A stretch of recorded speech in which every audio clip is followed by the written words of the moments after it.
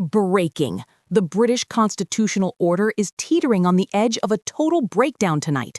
King Charles has just executed a maneuver so calculated and so devastating that it has left the very foundations of Westminster trembling. What began as a standard administrative procedure has mutated into a brutal interrogation of the Prime Minister's authority. Keir Starmer, the man who built his entire reputation on the promise of ironclad stability, is currently spiraling in a crisis of his own making. The quiet halls of power are no longer silent. They are echoing with the sound of a system beginning to crack from the inside out. This is not a mere disagreement between two men. This is the moment the mask of British governance slips, revealing a vacuum of leadership that is being filled by a monarch who refuses to play by the old, broken rules. Stay with us as we uncover the true scale of this collapse, because what you are about to see is the irreversible fracturing of the British state. The relationship between the sovereign and the government is currently disintegrating in real time. For decades, the unwritten rules of the British Constitution provided a safety net for politicians, but that net has just been shredded. King Charles has not just crossed a line, he has redrawn the map of British power. In a move that palace insiders are describing as a silent declaration of independence, the king has bypassed the traditional channels of government consultation to engage directly with the very forces Keir Starmer has spent months trying to suppress. This isn't a mistake. This isn't a lapse in judgment. This is a deliberate, high-stakes power play by a monarch who has clearly decided that the current government is no longer capable of speaking for the nation. The Prime Minister's authority is leaking like a sieve, and the public can feel the shift in the atmosphere. Keir Starmer's reaction has been nothing short of catastrophic. Behind the closed doors of Downing Street, the atmosphere is described as one of pure, unadulterated panic. The Prime Minister, usually so composed and legalistic, is reportedly lashing out at his advisors as the realization sinks in. He has been outmaneuvered by the one institution he cannot control. His attempts to issue a formal rebuke have backfired spectacularly, making him look desperate, petulant, and dangerously out of his depth. He is no longer the leader of a stable government. He is a man trapped in a corner, watching his authority evaporate with every passing hour. And here is what makes it even worse. The public can see it. The perception of a prime minister in a tailspin is becoming a reality that no amount of spin can fix. The very person who promised to fix the country now looks like the one breaking it further. The wider fallout is already paralyzing the machinery of the state. Labor backbenchers, who were already nervous about the government's direction, are now in a state of open revolt. They see a prime minister who cannot manage the king, and they are starting to wonder if he can manage the country. The media is circling, sensing a bloodbath, as constitutional experts are hauled before cameras to explain a crisis that has no modern precedent. But the public isn't interested in the technicalities of the royal prerogative. They see a system that is failing them, a leadership that is more concerned with its own survival than the welfare of the ordinary people, and a king who seems to be the only one standing up to a failing establishment. The moral illegitimacy of the current order is being exposed for all to see. It is a moment of total reckoning. As the pressure mounts, the signals of a total political collapse are flashing red. The institutions that once held Britain together are now turning on each other in a desperate bid to avoid being buried under the rubble. There are whispers of emergency meetings, of senior civil servants preparing for the worst, and of a government that has lost the consent of the governed.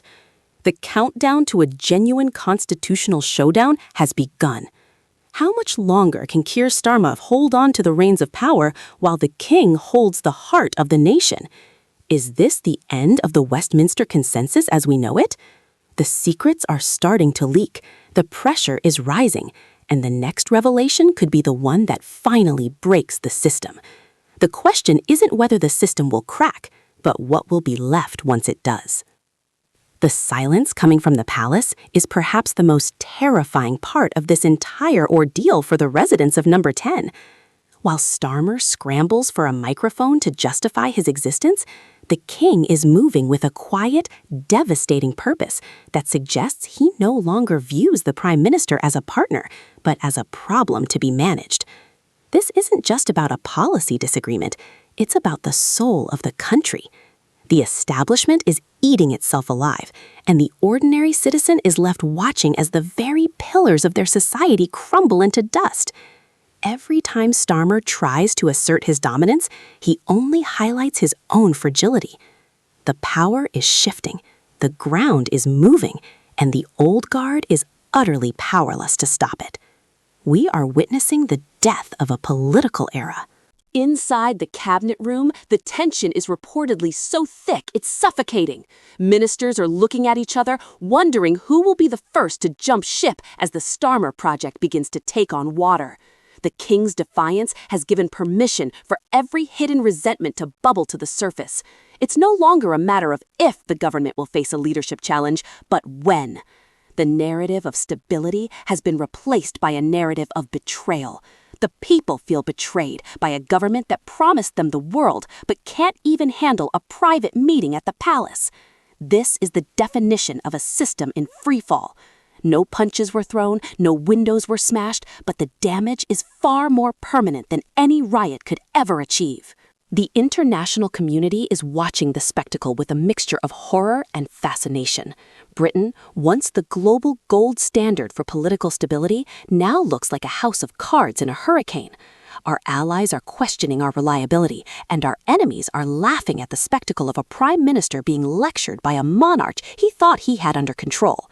The pound is shaking, the markets are twitchy, and the sense of impending doom is becoming palpable. Starmer is trying to distract with minor policy announcements, but it's like trying to put out a forest fire with a water pistol. The fire is spreading, and it's headed straight for the heart of the British Constitution. The old order is dead. Long live the chaos. This crisis has exposed a fundamental truth that many in Westminster have tried to ignore. The people's trust in the political class is at an all-time low.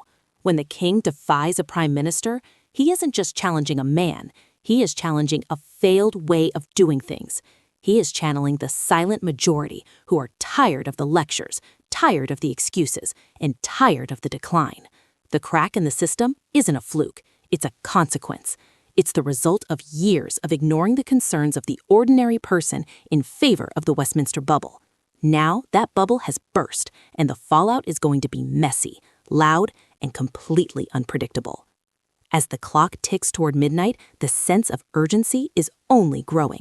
The king is not backing down, and Starmer cannot afford to surrender. We are locked in a game of constitutional chicken where neither side can blink without losing everything. The public is being forced to choose between a prime minister they don't trust and a king they don't fully understand. It is a terrifying choice to have to make, but it's the only one left. The system is breaking, the power is shifting, and the outcome will define Britain for the next century. Who will blink first? Who will survive the fallout? The answers are coming, and they will shake you to your core. Stay tuned, because the real earthquake hasn't even hit yet. The reality of the situation is that the Prime Minister's steady hand has become a trembling fist. Every statement released by Downing Street is being picked apart by a public that no longer believes a word they say. The moral authority of the government has vanished, replaced by a desperate need to survive the next 24 hours. Meanwhile, the king continues to host figures and discuss topics that the government has deemed off limits, effectively creating a shadow government of influence that resides within the palace walls. This is a direct challenge to the democratic mandate Starmer claims to hold, and the Prime Minister has no answer for it. He is being made irrelevant in his own capital. The fear in the eyes of Labour MPs is now visible in every television interview. They are being asked to defend the indefensible, and they are failing. The script they were given, the one about long-term plans and tough choices, has been burned by the king's actions. They are now operating in a vacuum, with no direction from the top and no support from the bottom. The grassroots of the party are beginning to distance themselves from a leader who looks like he's losing a fight to a man in a crown. It's a humiliating spectacle, and it's happening in front of a global audience. The betrayal of the ordinary worker is the underlying theme that is driving this outrage. But then, just when you think it couldn't get more volatile, the leaks begin.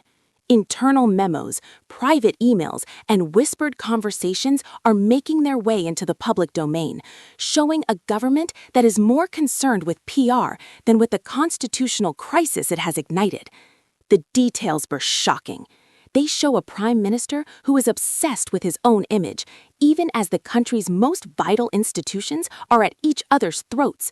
It shows a complete lack of respect for the office he holds and the traditions he is supposed to protect. The system isn't just cracking, it's being demolished from within by the very people who were supposed to be its architects. And here's what makes it worse. There is no exit strategy. In a normal political crisis, there are ways to de-escalate, to find a compromise, to move on.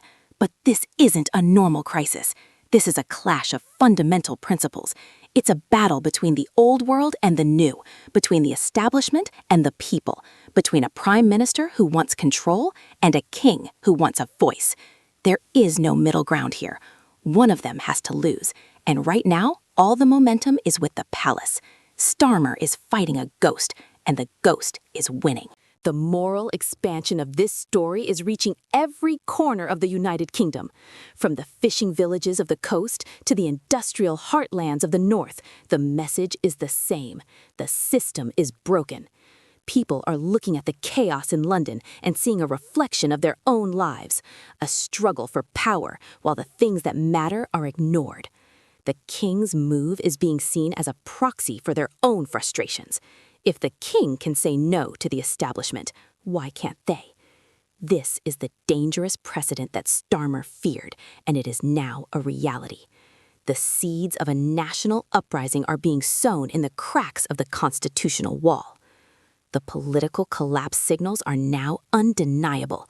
We are seeing the rise of a new kind of politics, one where the traditional parties are becoming background noise to a much larger struggle.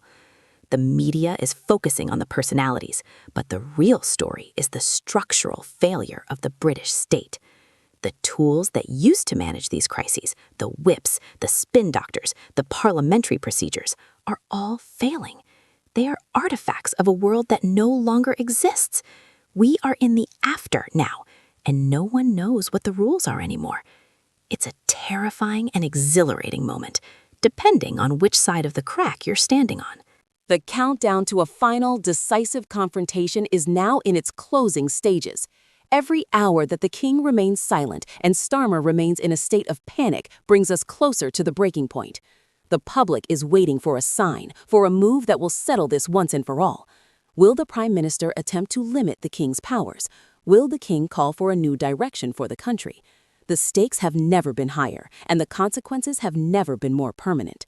This is the endgame of the modern British political system. As we look toward the next few days, the future threat is clear.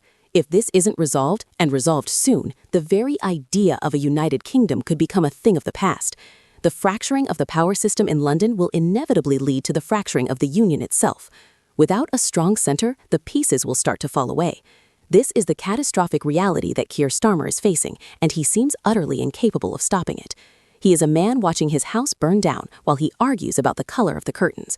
It is a tragedy in 5 acts, and we are currently in the middle of the most violent one. So, as the lights go out in Westminster tonight, we are left with more questions than answers. Is this the moment that Britain finally moves beyond its ancient traditions, or is it the moment those traditions save the country from its own leaders? Can Keir Starmer survive a week where he has been publicly diminished by the crown? And most importantly, what happens to the people when the power system they rely on starts to crumble? The revelations are far from over, the cracks are widening, and the silence from the palace is getting louder by the second. What do you think is really happening behind those closed doors? Is the king a hero standing up for the people, or a rebel endangering the state? Does Keir Starmer have a secret plan, or is he truly as lost as he looks? The future of your country is being decided right now, without your vote and without your consent. How does that make you feel? Stay with us as we continue to track every move, every leak, and every crack in the foundation. Because when the system finally goes, you'll want to know why. The cliffhanger is here, and the drop is steeper than anyone ever imagined. The intensity of this moment is unprecedented. Never before has a modern prime minister looked so small in the shadow of the throne. The cinematic drama of this power struggle is playing out on the world stage, and the final scene is still being written. Will there be a reconciliation, or will this be the spark that ignites a full-blown revolution? The air is thick with the scent of change, and for the first time in generations, the establishment is truly afraid. They should be. When the foundations start to move, no one is safe. As we conclude this update, remember that the story is moving faster than the news can keep up. What was true an hour ago may be obsolete by morning. The king is in his counting house, the prime minister is in his bunker, and the country is in the dark. But one thing is certain, things will never be the same again. The crack is there, the light is getting in, and the old ways are dying. Are you ready for what comes next? Because ready or not, the future of Britain is arriving tonight. We invite you to share your thoughts in the comments below. This is your country, your future, and your story. Don't let the establishment have the last word. Tell us what you think of the King's move and Starmer's spiral. Is this the end or just the beginning? We'll be here, watching the cracks, waiting for the final collapse. Until then, keep your eyes open and your voices loud. The system is breaking and the world is watching. Could this lead to a formal change in the monarchy's role, or is Starmer's government already too weak to fight back? Why is the king choosing this specific moment to exert his influence? There are more revelations coming, deeper secrets to be unearthed, and more shocking moves on the horizon. The power system has started to crack, and soon the whole world will hear the sound of it shattering. Stay tuned, because the most explosive part of this story is just around the corner. Would you like me to go deeper into the specific reactions of the international community or the private discussions held between Starmer and his inner circle?